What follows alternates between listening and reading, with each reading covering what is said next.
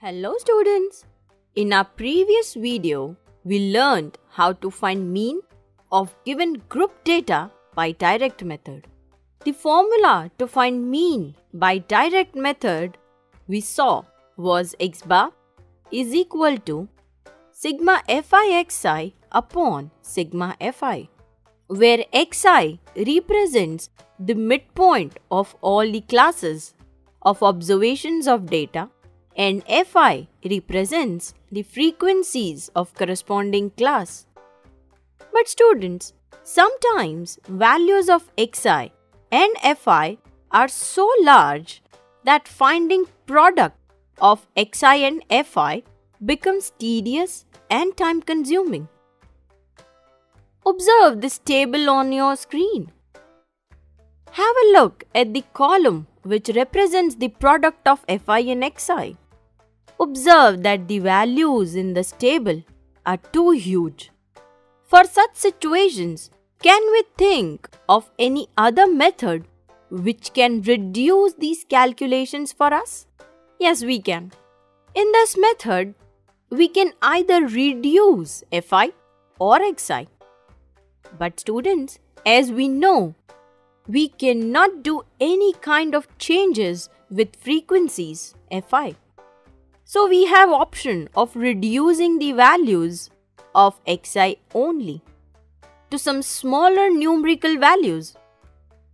But the question is, how do we do this? The obvious answer is subtraction, as it will reduce the numerical values. But then the next question is, where to start from and what to subtract from what? Let us answer all these questions. For that, let us consider our table once again.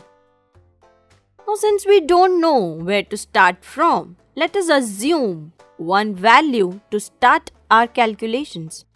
From our table, let us choose any one xi. Now, has this assumption of mean reduced our values?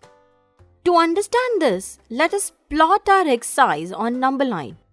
We know that 450 is our assumed mean, and by subtracting the assumed mean A, that is 450, from our each xi, we work with smaller values. You can see from our data set, we get a new set of numbers after subtracting 450 from xi, and now plot them on the same number line. Observe that subtraction results in the deviation or shifting of xi values to the left. This number line shows our xi's before and after the deviation. It shows that our new data set has deviated by a units which we subtracted from our old data set.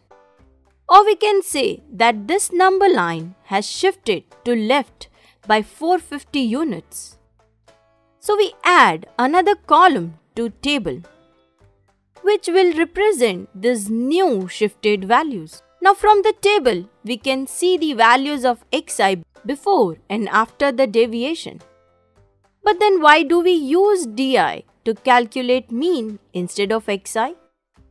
Well, using this number set of di is an adjustment to make calculations easy and small. Now, calculate the product of fi di, just like we did for xi and fi in our direct method. Take sum of all the values of this product obtained, that is, calculate sigma fi di.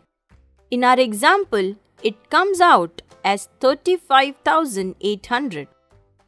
Now use the formula to find mean of the data. The formula to be used in this method is x bar is equal to A plus sigma fi di upon sigma fi. A is the assumed mean. For our example, it is 450. Sigma fi is the total of all the frequencies, and sigma fi di is the total of product of all frequencies and deviations which we have calculated. But wait, take a second and observe the formula very carefully.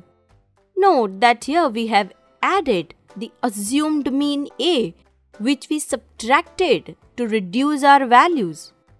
This addition of A compensates the subtraction of A from our xi. Now this addition will shift the table or our data set back to the right to its original position on the number line, and thus nullifies the deviations that we have calculated. And so, mean that we will get will be of our original data set and not of the deviated data set. Thus, using this formula, x bar, which is mean, equal to A plus sigma fi di upon sigma fi, we get mean as 450 plus 35800 upon 287, which is equal to 450 plus 124.74, which is equal to 574.74. So students, this is the required mean for our data. But do you know how this formula or this relation of mean and deviations was derived? Don't worry, we will see in our next video.